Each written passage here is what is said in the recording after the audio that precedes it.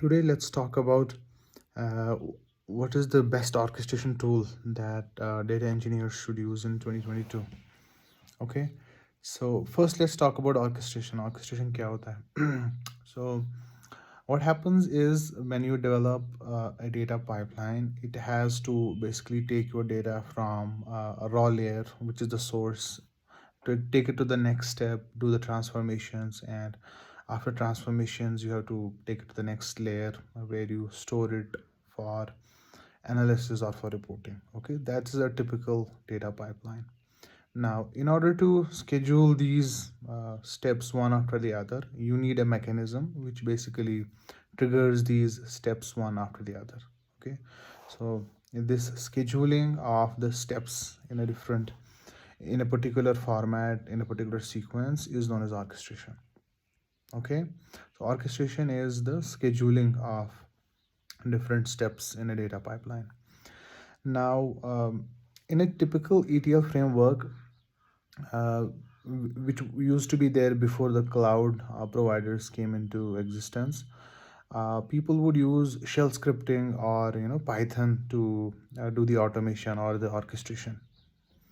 And when cloud providers came in, like AWS came in, Microsoft Azure or Google Cloud, and all other different cloud providers came in, what happened is this orchestration part was taken up as you know um, service to be provided by the cloud providers.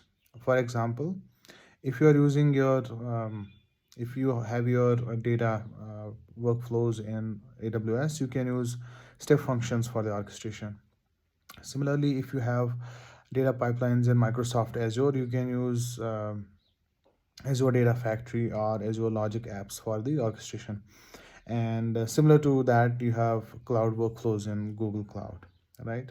So now, in a typical orchestration solution, what you should look for is at least a few things, right? So one is it should show the data lineage very, very clearly. As in, for example, if you are loading one data set from source to the target, it should show you in a very visual representation that, hey, this is the data set, this is the step one, this is the step two, this is the step three, and step four, right? So first thing to look for in the orchestration solution should be the visual depiction or the visual lineage, number one. Number two should be the ease of use. Okay, so how easily can your data engineers develop the orchestration using this solution? Number two is ease of use. And number three, you should look for in the orchestration solutions is uh, extensibility. For example, if you use a solution, can you extend it to orchestrate or schedule workflows or schedule uh, steps or transformation steps or data loading steps from all the different sources that you can have in the future.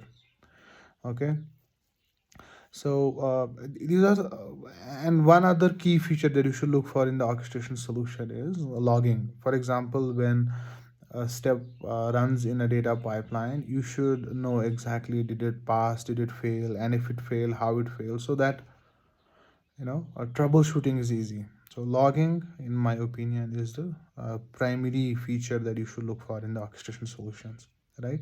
So with all this in mind, and all the different options that we have for orchestration, uh, we have some providers in open source tool, like we have Airflow, right? And now providers like AWS have built a wrapper on top of Airflow to create their own service called Managed Airflow, right? But open source Airflow, in my opinion, is the best orchestration tool that you can use in 2022 because of all the different features, primarily the logging and the extensibility and the ease of development. I think in all of the features which I mentioned, Airflow is at the rank one.